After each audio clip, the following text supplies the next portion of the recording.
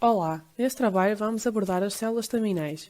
As células staminais apresentam uma enorme versatilidade, uma vez que têm a capacidade de se desenvolverem em vários tipos diferentes de células funcionais, possuindo competências para substituir células lesadas e regenerar tecidos danificados. As células staminais podem ser divididas em totipotentes, pluripotentes, multipotentes e unipotentes.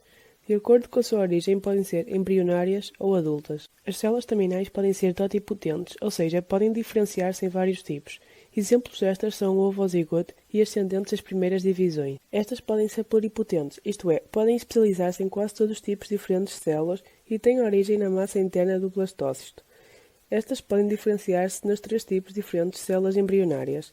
Dentro deste tipo de células-tronco, é possível distinguir as células-tronco pluripotentes induzidas, IPSCs, células estas que irão ser abordadas mais à frente. Podem também ser multipotentes, que apresentam uma capacidade reduzida de diferenciação. Diferenciam-se de acordo com a sua localização. Dentro destas é importante também distinguir as células-tronco mesenquimais, que também irão ser abordadas neste vídeo. Por último, temos as unipotentes. São células capazes de se diferenciar apenas de um tipo de célula específica.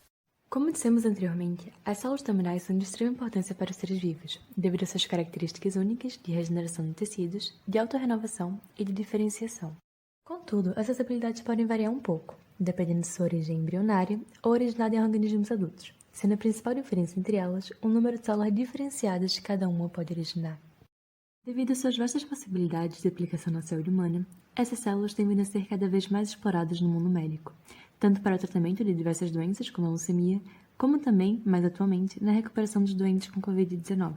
Além do tratamento de doenças, as células staminais também têm vindo a ser utilizadas na reposição celular, ou seja, na sua utilização para a reposição de células prejudicadas em tecidos ou órgãos danificados, também podendo restabelecer os níveis normais de todos os elementos sanguíneos em pacientes com anemia e leucemia. Também são utilizadas no transplante de órgãos, onde os tecidos e órgãos gerados por diferenciação das células staminais possuem um risco quase nulo de rejeição, para além da supressão dos problemas relacionados à escassez dos mesmos nos transplantes. Na terapia genética, são usadas para a inserção de genes em células ou tecidos de modo a tratar doenças variadas. E por último, na descoberta de fármacos e análise de doenças, onde os investigadores podem utilizar as células staminais adultas como tubo de ensaio para testar a segurança e qualidade de novos medicamentos. Em relação à reconstrução de órgãos, este é um tópico de elevada importância devido à falta de órgãos disponíveis para transplantes e às necessidades crescentes da população em envelhecimento. Uma fonte alternativa de células e tecidos, como células-tronco pluripotentes induzidas, como foi explicado anteriormente, poderia ajudar a resolver estes desafios. Estruturas de célula-tronco 3D construídas com biomateriais e tecnologia de bioimpressão podem permitir a reconstrução de órgãos no futuro. Esta reconstrução requer dois estágios complementares paralelos, a descelularização e a recelularização.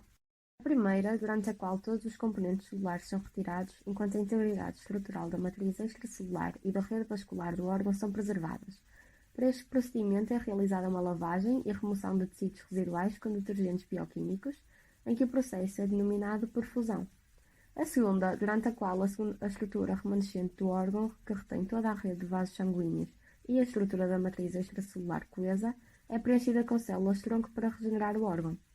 A bioengenharia de órgãos internos para o fígado, coração, pulmões e rins é altamente desafiadora por causa da sua complexidade estrutural e funcional. No entanto, a maior limitação para o uso da terapia utilizando a impressora de células, órgãos e tecidos em 3D é a falta de protocolos unificados com metodologias reprodutíveis e detalhadas. Mas agora, onde podemos aplicar essas células? Já foram realizados alguns estudos na descelularização de órgãos humanos nos últimos anos, no entanto, a sua disponibilidade é limitada. Recentemente, os cientistas têm realizado experiências noutro tipo de matriz, as folhas de plantas.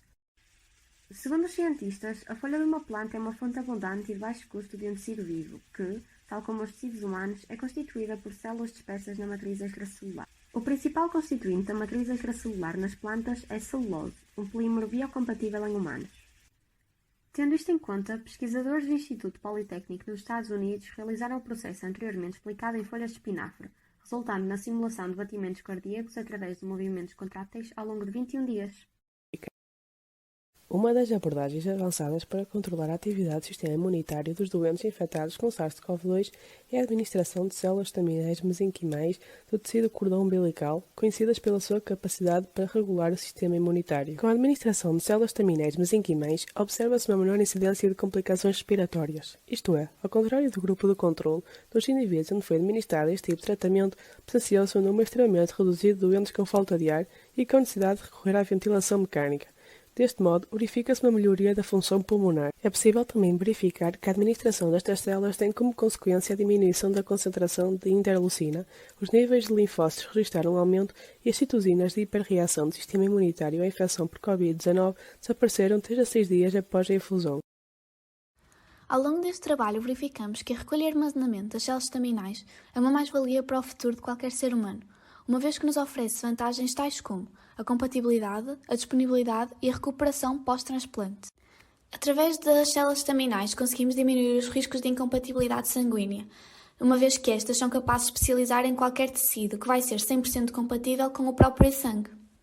A grande disponibilidade destas células é uma das suas vantagens, uma vez que estas são armazenadas em condições muito específicas, o que permite que estejam sempre prontas a serem utilizadas. Após um transplante onde ocorre a aplicação das células estaminais, a recuperação do paciente vai ser muito mais eficaz, uma vez que estas diminuem o risco de incidentes e efeitos secundários.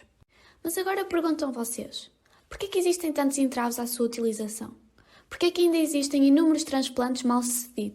De facto, as células estaminais apresentam alguns entraves à sua aplicação, nomeadamente no elevado custo da recolha destas células em embriões. Além disso, a utilização deste tipo de células tem levantado inúmeras questões éticas, pois está associada à destruição de embriões humanos. Como já foi referido anteriormente, as células estaminais podem ser obtidas através do tecido adulto, do sangue do cordão umbilical e do embrião. As células estaminais dos tecidos adultos possuem uma menor capacidade de diferenciação e, por isso, são muito menos eficazes no tratamento de doenças. Deste modo, não levantam questões éticas. O contrário acontece com as células estaminais embrionárias. Assim, surge um problema ético muito profundo que impede o progresso da investigação destas células. Por fim, pergunto-vos, é aceitável produzir embriões humanos sem qualquer finalidade reprodutiva apenas para produzir células estaminais ou para a sua utilização na investigação?